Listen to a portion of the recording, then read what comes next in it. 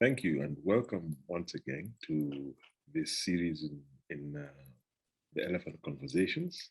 And back with my friend Waikwa Wanyoike, founding executive director of the Katiba Institute, East Africa's premier public interest litigation organization, now with Open Society Foundation in London, but still a keen and influential follower of democratic and legal developments in Kenya. And we haven't spoken some time.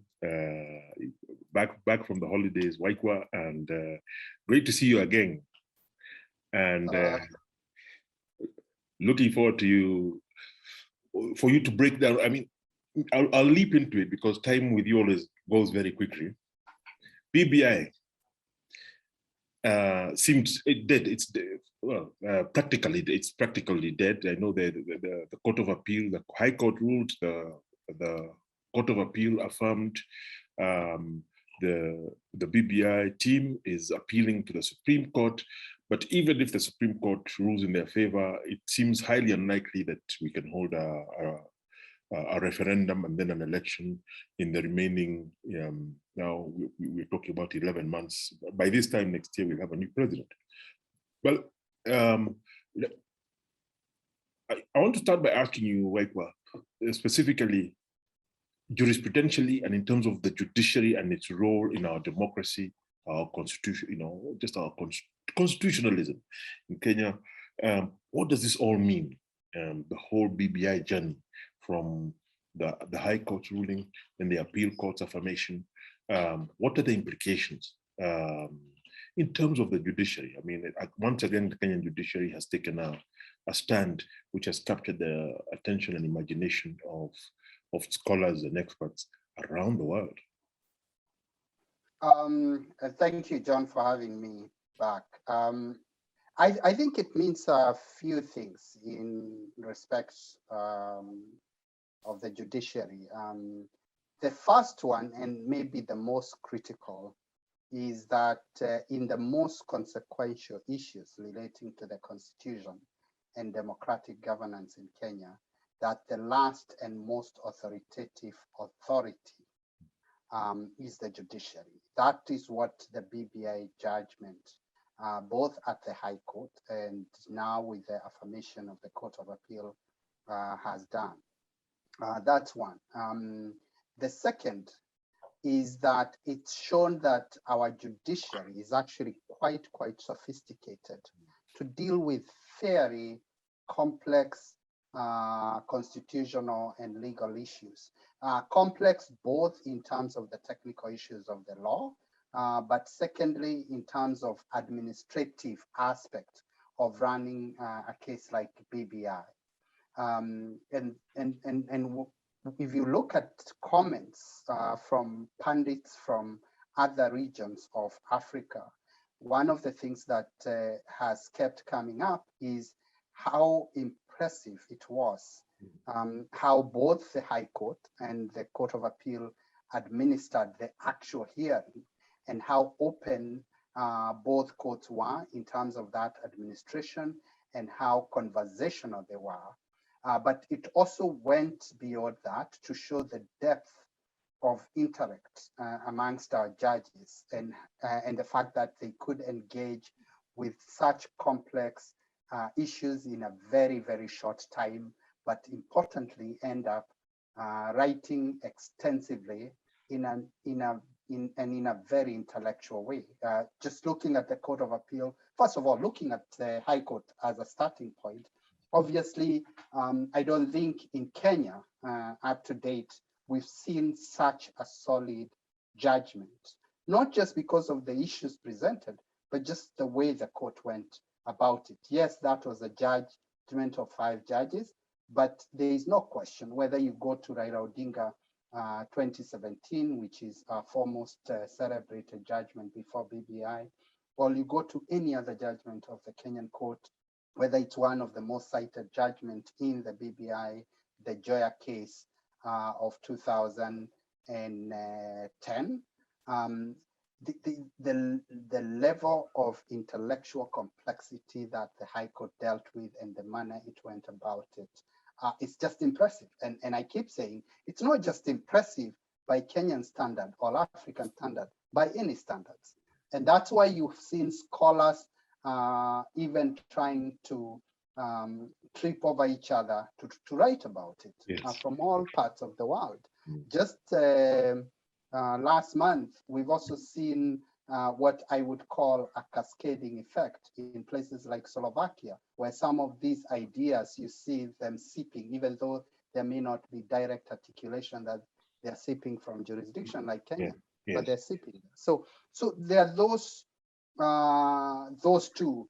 But at the end of the day, the most fundamental is the first, that there is an acceptance with BBI judgment, and especially because the elites have realized they cannot be able to fight back the court when the court is very resolved and the people are with the court, that the most authoritative arm of government when it comes to what the constitution means and how the constitution should be administered is the judiciary.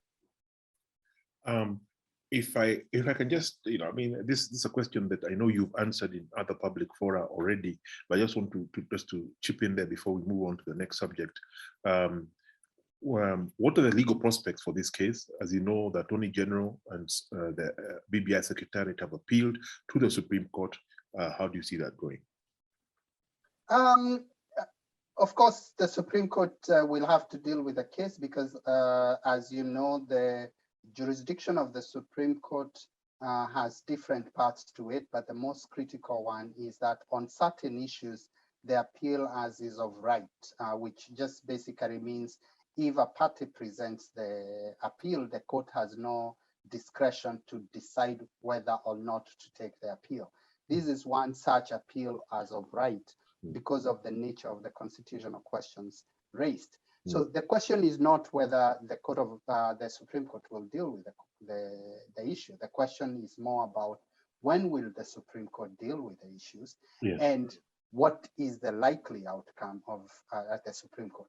Yes. Just on the first issue about when the Supreme Court is likely to deal with the issue. If the Supreme Court does not give preference to this matter, we will not see any hearing happen on the BBI appeal in the Supreme Court before 2023. Okay. This is because if you look at the current cycle of the Supreme Court and how long it is taking to process appeals that come before that court, yes, even less complex, obviously, appeals than BBI, they are taking on average about 2 years. So looking at an appeal, and the appeal is not yet, the substantive appeals have not yet been filed yet. It's the notices that have been filed. Yes. The substantive appeals, I think, will be filed before October or by October.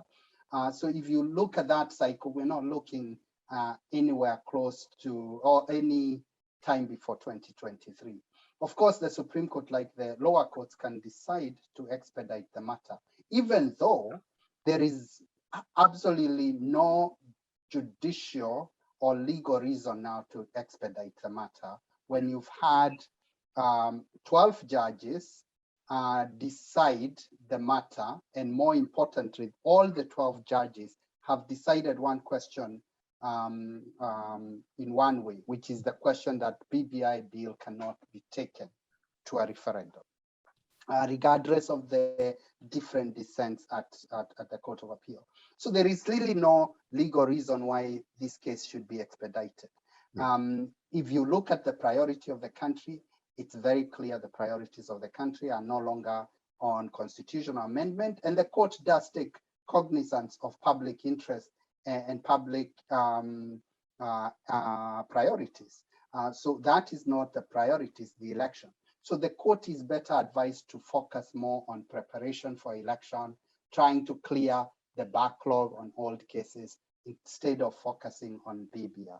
So we're looking at 2023. Certainly, I'm not saying that we can't have this matter considered earlier, but in any event, even if the matter is expedited, I doubt that the Supreme Court will be hearing the case on BBI before January, February next year, yes. Which means then again, when you think about it in the context of even assuming the Supreme Court was to give an okay to the BBI referendum.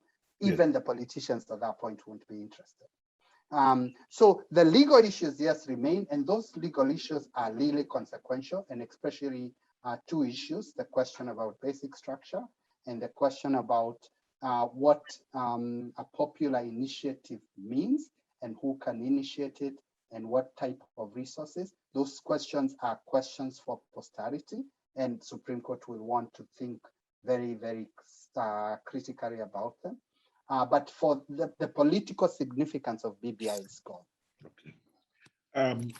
One of the things that we've observed here is that since the appeal court ruled the way it did on the BBI process, of course, it forced the politicians had all organized around the outcome of BBI.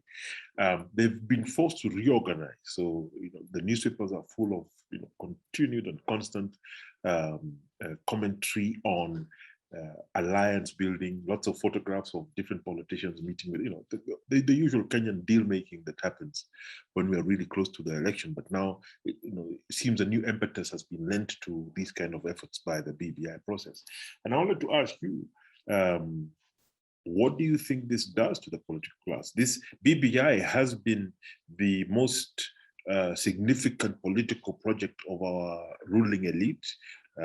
Both President Kenyatta and Honorable Raila Odinga shook hands. This has been the big cheese, and the deputy president now firmly, part of what the handshake and BBI process did was alienate the deputy president. How does the BBI, how do the two BBI judgments affect things on the political front? So what Kenyans need to understand is that the main interests the politicians had on BBI is because it was their pre and post coalition power matrix. Yes.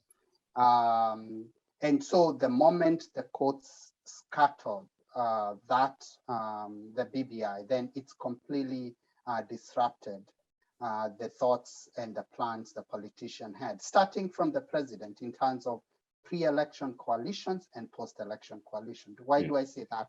For politicians, the most critical part of BBI, and probably not the only, but the first most critical part of BBI was the introduction of additional positions of prime minister and all that, the ability to name cabinet from members of parliament, so the power part. And of course, for the lesser gods of politicians, the additional constituencies. Yes. But the most critical for the big boys, as I would call them, it's really the prime minister's job and all those arrangements. What BBI does, and especially when you take all the factors, who are the politicians we are talking about? What is their political history? How many of them have previously run for president? How senior do they perceive themselves to be? What positions are they willing to settle for? It really complicates the matrix for them, so that what you are likely to see, and this is why you see all these pushing and shoving, is they realize that they only have one pre-election coalition card to play, and that is the deputy president's card. Yes. So if you're thinking that you are working with Ruto, then the only card that is consequential for you is who gets named the running mate for Mr. Ruto. Yes. If you're working with Odinga, then you have to think, who does he name the running mate, which is a much more complicated field, because the way the political alignment had worked out is it was hoped that Odinga would be working with the Kalonzos and the Musarias and all that, and that gets a bit more complicated. Then you ask yourself, for somebody like Kalonzo or Musalia Mudavadi, what is the impetus for them to deputize at this point? And the moment one deputizes, what do you do with the next one, right? And not just one. There are other hangers on inconsequential hangers-on and colorless characters like Wetangula and Gideon Moi? What do you do with them? Yes. So it really complicates things. Yes. And even for post-election coalition, what positions do you give them? Yes. Because again, what BBI would have done is it would have been able to provide politicians with positions that look good in the book, but Yes. they don't have substantial power, because that was the arrangements for BBI. So in my view, it has really complicated the life of the politicians, Yes. but it also made it much more complex Yes. to think about how even post-election coalitions will be organized, if at all.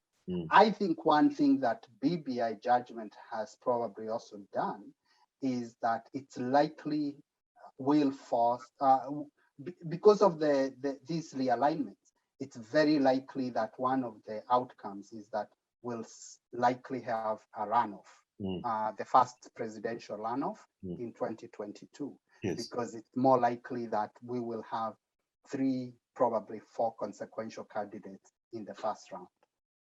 Okay. Maybe if we can mine that a bit more, if you can just explain how that works, because you're saying that, you know, all these sort of kingpins from the different regions will run, split the vote, and deny anybody the first round victory in 2022.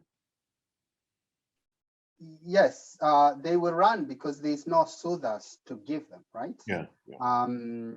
So why would Musalia, for example, or Kalonzo be wanting to deputize Raila Odinga for the 3rd time? And also given now where he is in terms of age and political relevance. So I don't know. I'm not necessarily a political pundit. I'm looking at this from a very legalistic point of view in terms of thinking about how coalitions work, the motivations of coalition, but more consequentially, looking at what the Constitution, what the mischief the Constitution wanted to achieve. For example, when it created a presidential system of government, made sure that we didn't have a prime minister, deputy prime ministers. We didn't have ministers coming from parliament. And when you add those legal factors in place and our reality on the ground, then you find that it's very likely that you're going to have, obviously, as expected, Ruto running for president. Odinga also running for president. He said he wasn't working from his last bullet, he was working from a magazine. So he will want to use his magazine, at least maybe for the last time. And then other fringe candidates who are not necessarily so fringe, people like Kifuda Kibwana, Muhisa Kitui, and then obviously the One Kenya Alliance. And even within the One Kenya Alliance, it's not unforeseeable that you'll have more than one person run for president, which then splits the votes. Of course, what I've seen a lot of people say is Ruto is such a front runner that you will not even have a runoff. I actually don't believe that.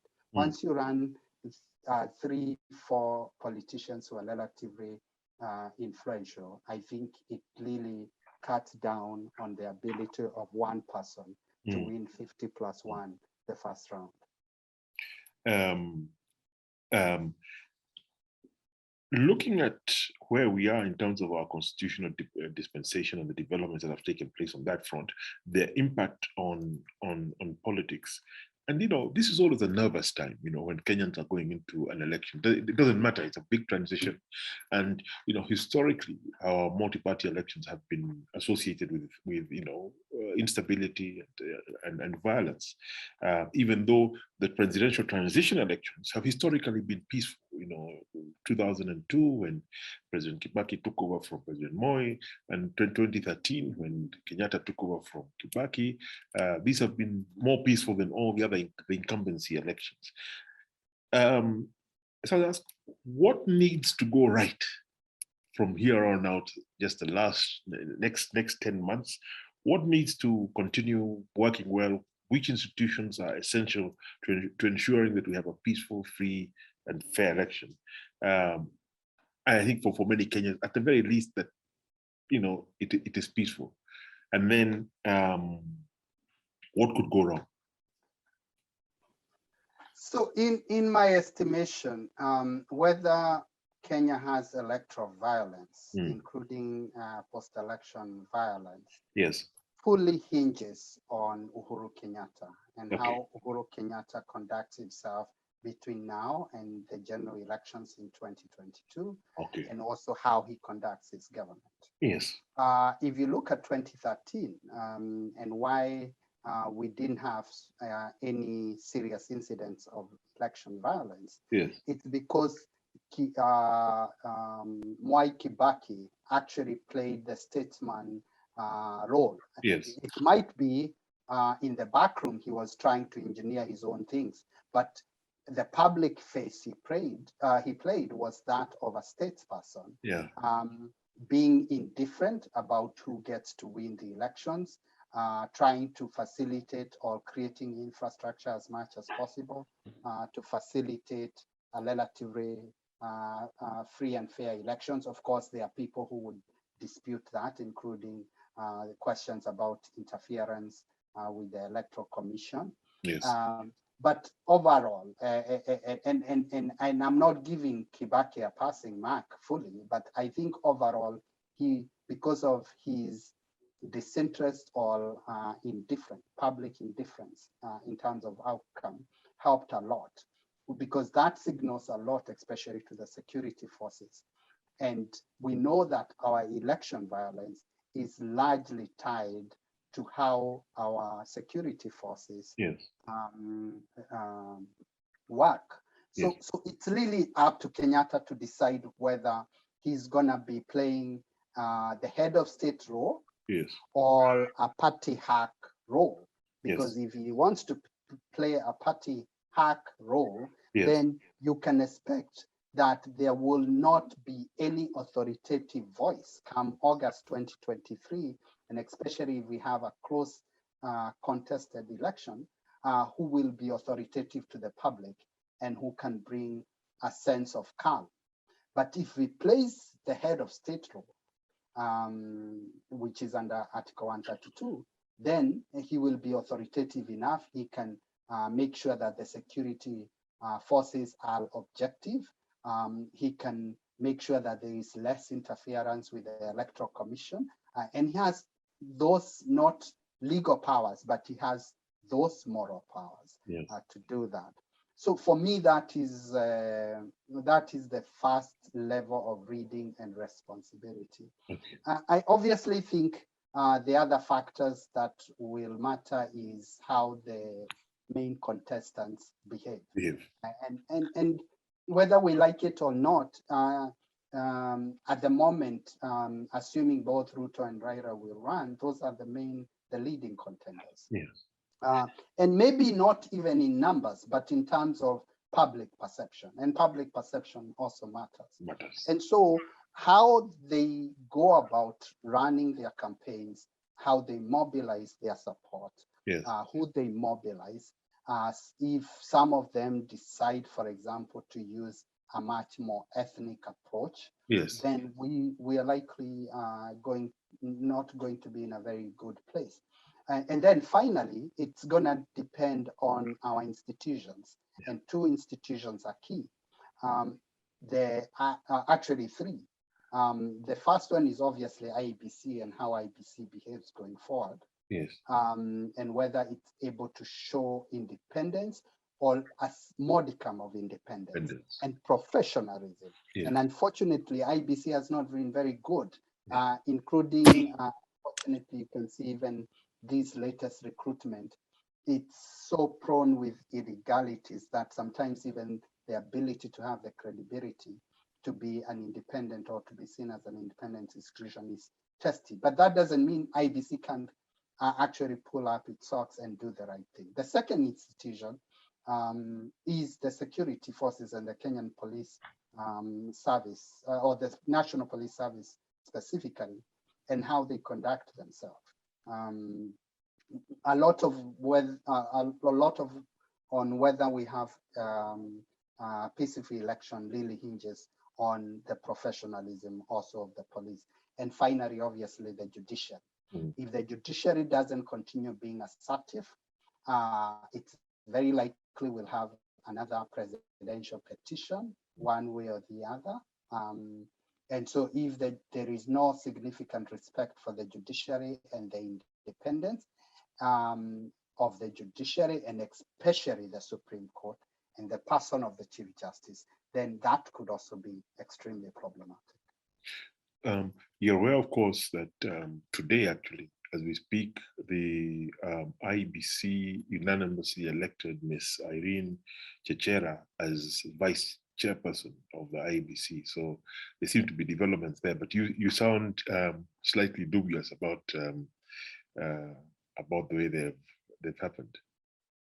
Yeah, because IBC has two legal problems, which maybe won't come up now until at least before elections, and hopefully they can be given time to settle, and I'm wishing them the best. But the truth is, there were questions about, I think even the person who's been nominated as vice chair was eligible in the first place to become a commissioner, because there are claims that were raised in court that she was a candidate in 2017 election, or at least a contestant in 2017, and there is a constitutional bar of I think 5 years of anybody who wants to become a commissioner of IBC from having been having contested election. And then IBC still has a gender quota credibility, a legal problem. It's not a credibility, it's not just a credibility problem, it's a constitutional compliance issue. But those two are significant and people shouldn't minimize them. Yes. But I think the bigger question going to 2022 is also professionalism. Yes.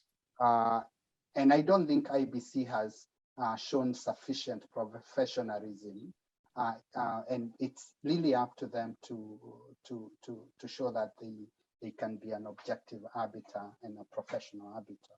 Yes.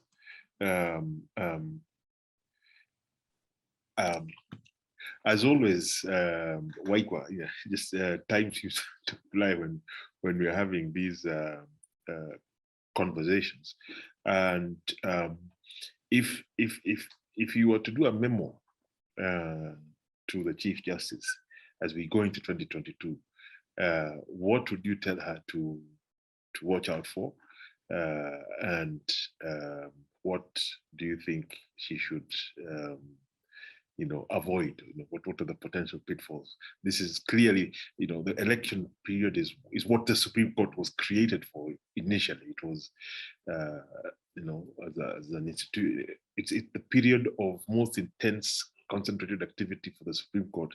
It comes around elections, particularly if there's a petition that has to be turned around very quickly as the country is waiting with bated breath.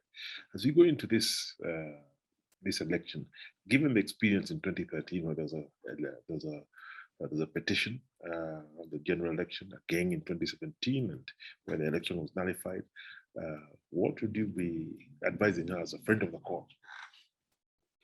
I don't think I'll ever have the opportunity to advise the Chief Justice or a Chief Justice. Yes. It's one of those opportunities I would obviously relish, Yes. but I don't think my profile or career will ever get me there. But now that I'm with the elephant, and it might be the only opportunity, I won't I won't squander the opportunity. So a few things. One, she has to prepare her court, the Supreme Court, to be ready to adjudicate fairly the presidential petition. There will be a presidential petition. Remember, why there will be a presidential petition is because it's not just candidates who can bring a presidential petition, it's a voter. So if the Supreme Court thinks that it's a chance question, then I think they would be starting from the wrong place, which means then they must prepare. You know, one thing Maraga did and did very well is, and I think it's the learning he got from the Mutunga time and the court, is he prepared not just the Supreme Court judges, but the judges in general to be ready to adjudicate presidential petition. No, petitions generally, election petitions, and obviously for Supreme Court, the presidential petition. And you could see the level of engagement at the Supreme Court, especially the first petition, was of judges who are ready, sometimes even more ready than the lawyers who are arguing before them. Which we've also seen with BBI. So that's the first thing. The second thing is the Chief Justice has to make sure that she doesn't do anything that compromises the credibility the judiciary has now. And that could happen at two levels. The first level is at an institutional level, whether it's the Supreme Court being asked to judge a case which is politically a minefield and then ends up doing a shoddy job. Then that could take away significant credibility from the Supreme Court or the other courts, that is, but more importantly, the Supreme Court. But the second, and probably also quite important, the ability to show that she will continue fighting and protecting the independence of individual judges to make decisions as they see fit, something we call decisional independence. If it is seen that the judiciary feels like it has to pander to whether the executive or one of the interests, political interests that are building up towards 2022 election, then the judiciary will lose credibility. So, and finally, she has to make sure that when the petition comes, the court is run efficiently and the actual disposal of the petition is done in an efficient manner, including, as we've learned, and we learned from the 2013 court, that the court has to be ready within the 14 days given, not only to decide the case, but also to provide cogent reasons why it's decided one way over the other. And then she has to be ready, and she will have to have prepared the judiciary to know how to weather the backlash, because there will always be a backlash. Waikwa Wanyoike, as always, thank you very much. You know, you are the Kenyan go-to person in terms of understanding what the implications of all these very consequential decisions vis-a-vis what's happening in the judiciary are to our democracy and our polity. So we will be coming back to you often during this period as we now enter the final straight into elections in now under a year's time, in just 11 months, just under 11 months time, we have a general election. By this time next year, we're talking about a new president. So I look forward to you keeping us educated along the way, especially with regard to the contortions that we're going to see in the court and the presidential commission, the presidential petition that you have said is inevitable after the 2022 general election. Thank you, John. In fact, if we have a runoff, then we're talking about at least 2 presidential petitions. Thank you. Yes. But thank you very, very much for having me. Thank you, Michael. For this and other Elephant conversations, follow The Elephant on Facebook, Instagram, and on Twitter at The Elephant. Remember to like, share, and subscribe to The Elephant, also on our YouTube channel by clicking on the link below.